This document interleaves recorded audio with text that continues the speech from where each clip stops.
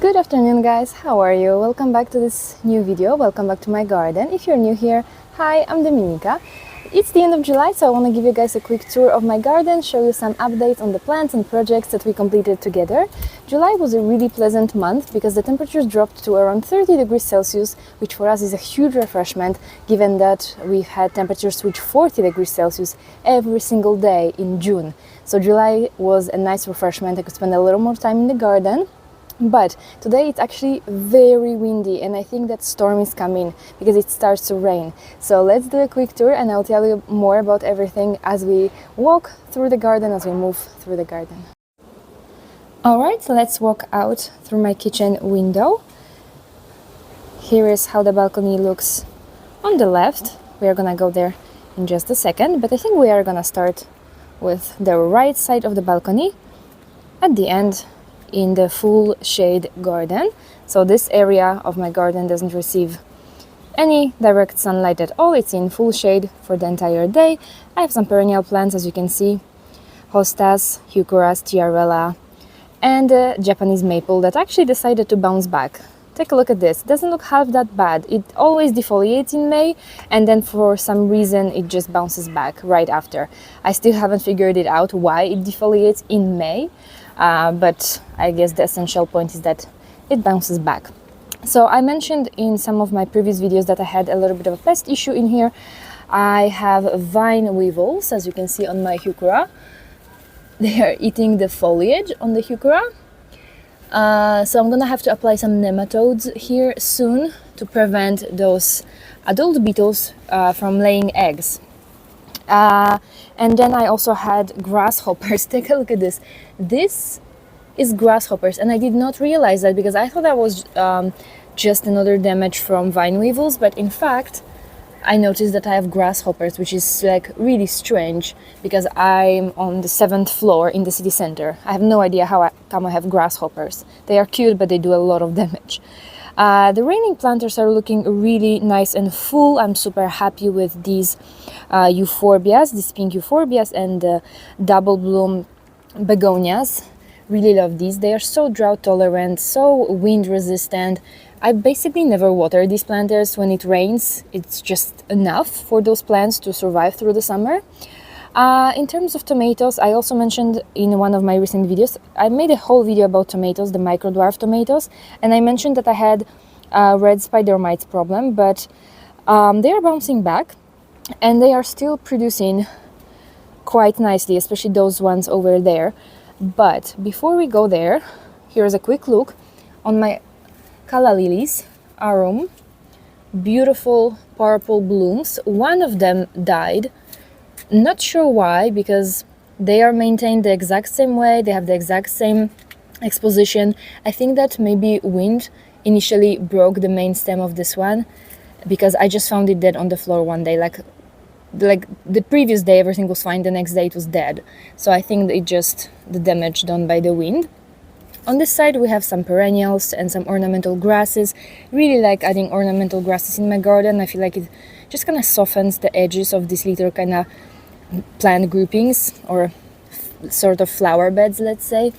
So we have a beautiful blue salvia that just keeps blooming in waves. It's a new addition, so I'm hoping for more blooms next year. I wasn't sure if salvia is actually gonna do fine here because it doesn't receive a lot of sunlight. These planters here receive about 4 hours of morning sunlight, but you know, morning sunlight is not very intense, and these plants on the floor don't really catch any sunlight at all because the sun kind of goes this way. Another Japanese maple, this one is called Garnet, and as you can see it's a little bit bold, and I was wondering what the heck happened, why is this plant bold now? And I realized that, you know what's happening? Pigeons are happening. They are messing with all of my plants, and they've been messing with my Japanese maple. They are pulling the leaves off the plant, they are breaking the branches because apparently they are nesting at this time of the year. I posted this in my stories on Instagram and someone told me that they are nesting and they are collecting like dead dry plant material, and I've seen them kind of just sit in my planters and they broke my tomato plants. Look at them, look at some of my tomatoes. I mean, they've been damaged by red spider mites, but then pigeons did this. Like, they broke the entire branch of this plant, 2 branches actually, and it just makes me really upset, because it just takes one pigeon to sit on the plant to ruin the entire season. But I've placed, these CDs because it worked really well on blackbirds. I had blackbirds dig up my vertical planter because blackbirds were searching for worms. So I placed some reflective CDs, but it doesn't really work on pigeons. They don't really care. You will have a pigeon just like sitting over there in the morning. So far I haven't found a method that would work. Apparently you can place like artificial birds and such. We'll see. In the planter here on the table, I'm actually really happy. Kimosi apple blossom snapdragons. I grew them 2 years ago, I think. I grew them last year. It's one of my favorite varieties because take a look at this.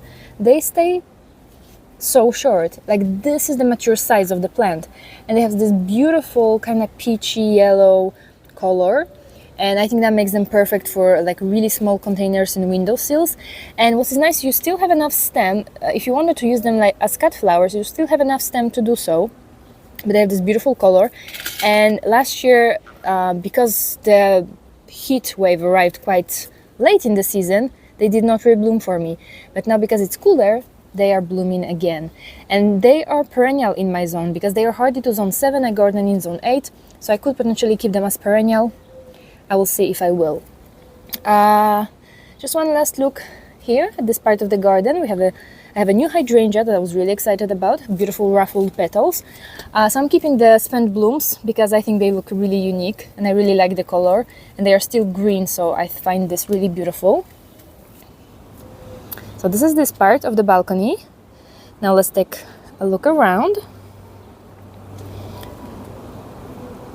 In this part of the garden, it's more of an experimental part. Like, I have a lot of plants here that I'm not sure about, plants that I'm trying for the first time, and stuff like that. So, not much in here on the floor. My beautiful head planter. This I can show you because this is pretty cute.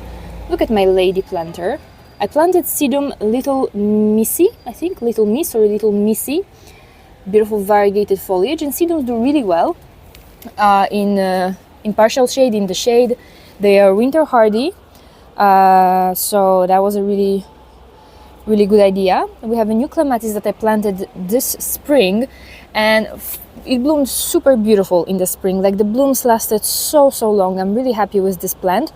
But then it kind of stopped. It kicked into that summer dormancy because it was so incredibly hot.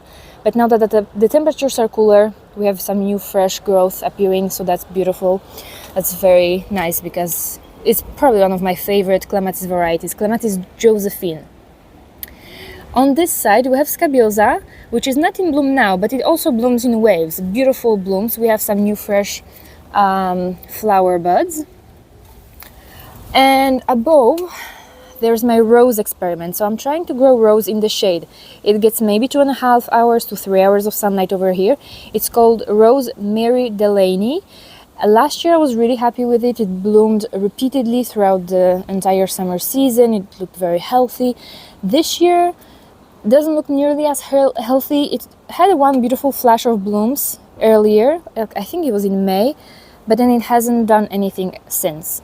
And I mean, we have some new fresh growth appearing, but there's also a lot of damage done by all kinds of bugs. I have all kinds of bugs in my garden. Initially, I think it was damaged by sawfly larvae, but then vine weevils had their bites on it, and slugs and all kinds of things. And I want to show you this because that's one of the things I get often asked: do I have pests in my garden? And obviously I do. Every garden has pests. You can not have pests. You know what I mean? Like, pests are part of gardening. So that's the story. So this year not so great. We'll see how it does in its third season. We may have a nice surprise. Just one last look, wanted to show you. Beautiful tomato. Lots and lots of tomatoes. This one is called Little Peeps, my favorite variety. I made a video all about micro dwarf tomatoes. We did a little taste test. So if you're interested in growing these beautiful micro dwarf tomatoes that produce so much on such a tiny plant, don't hesitate to check out my playlist about micro dwarf tomatoes. Some of them were really badly damaged by spider mites. I mean, take a look at this. I don't think this poor guy can bounce back. Plus pigeons also. So, moving forward, a couple of summer bulbs that we planted earlier this year. We have ornithogalum that has its first flower bud. Look at this, how interesting this bulb looks. I mean, I've never tried ornithogalums at all, like in my life. Not only in my garden, but like I've never planted these bulbs before, so I'm really excited. They're pretty tall, so I'm hoping that it's gonna be fine because it's pretty windy over here. And on the other side, I have another plant, forgot the name, like spider lily, I think that was called. We don't have any flower buds just yet, but lots of beautiful healthy foliage, so maybe flower buds will appear a little later. Dahlia famoso that I kept from last year. Dahlia was also a huge thing for me. Like, dahlia was something I really wanted to grow in my shady garden with only like 3 hours of sunlight, maximum 4 here. I don't think this part gets 4. No, the other part over there, they get 4 hours of sunlight. These guys, they get 3 hours of sunlight. So anyway, always wanted to grow dahlias. They are one of my favorite flowers, but you know, dahlias don't really grow in the shade. But, well, we have a couple of flowers. If I did a better job at removing these spent blooms, maybe the plant will have more energy. I kept this tuber from last year, so that's my dahlia from last year. And as you can see, it's, I mean, that's fine by me. And bees absolutely love this variety. It's usually covered with bees. Beautiful coleus, looking healthy. And just wanted to show you my herb planter, because when we planted it together in a video, I noticed some comments that I shouldn't have planted it in such a big container, that herbs prefer smaller pots. And I think that the good part about herbs is that you can plant it in a small container. That will work. You will just have to water it very regularly, especially basil, because basil doesn't like to dry out. But herbs are like, the more space you give them, the bigger they grow. And as you can see, look, this basil became absolutely massive, and I'm harvesting it pretty much every single day. Even the dill is not looking that bad. The dill, I knew that it's not gonna grow in the shade because dill needs full sun, but it's doing pretty okay. And parsley as well. It's a shorter parsley variety, so it's not gonna like bulk up. I had a parsley that was like really large, and I got rid of because usually you can keep them for a year or two, and then they kind of go inseeded. They don't taste well anymore, and they just don't grow anymore as well. In the vertical planter, we have lettuce, beautiful lettuce Rafale. I love this variety because it just produces all summer long. It doesn't mind the heat, it doesn't mind a little bit of drought, and it doesn't bolt, the most importantly. So I can harvest it. I just like harvest a couple of leaves at a time, and I harvest it also pretty much every single day, and it just keeps growing. What else can I show you? Strawberries. Strawberries are up for their second run.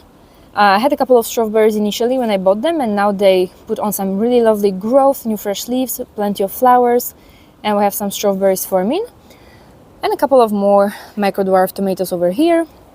Just one last thing I want to highlight on the floor, this beautiful caladium. Look at the size of this leaf, you guys. My hand for comparison, and trust me, I don't have small hands, so really lovely. I keep caladiums from year to year. I keep tubers.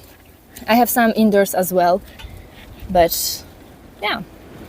Chives, more micro dwarfs, hydrangea that got a little scorched because of the heat, but she's absolutely massive.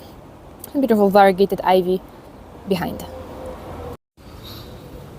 Alright, you guys, so overall the garden doesn't look that bad. I'm not really spending much time in the garden these days because I am pretty busy at the moment, but I'm really happy that I've reached a point where most of my plants, as you can see, are perennial. The railing planters are not, obviously, but I enjoy changing it twice a year. I plant them for summer, so I plant them around May, and then I change them to something autumnal, autumn/spring.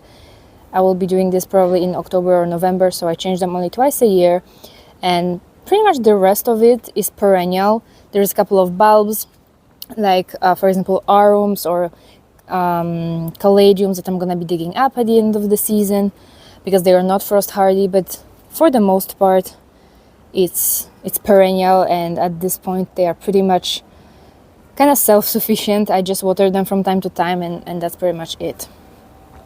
Alright, so I'm really enjoying my summer garden. I enjoy the fact that I don't have to be out here watering every single day. And that was like my goal, my objective for the longest time. But yeah, I enjoy my summer garden, but I'm not hiding. I'm really looking forward to fall. Fall is by far my favorite season in general and in the garden. I have a couple of new plants on my wish list that I would like to add this year, so I need to wait still a little longer to be able to plant them, because most deliveries in all cases are done in autumn. Plant companies don't really deliver in summer. I also have a couple of biennial flowers to sow. I'm gonna be sowing pansies, I'm gonna be sowing foxglows, so maybe I'll share that with you in one of the upcoming videos. I currently have the seeds in the freezer. I absolutely forgot to cold stratify them, and they need to be cold stratified. I should have done this in June, and I should have planted them in the first week of June, maybe second week of June, and here we are by the end of July, and I'm still not planting them because they are still in the freezer cold stratifying. So I'm running a little bit late, but that's okay. Hopefully they will bloom. Yeah, these are my projects for the upcoming weeks and months. Thanks so much for spending some time in the garden with me. Hope that you enjoyed this little update. I'm gonna head inside because the wind is picking up, and yeah, storm is definitely coming. So thanks so much for joining me today. I hope you have a beautiful day, and we will see each other in the next video. Bye!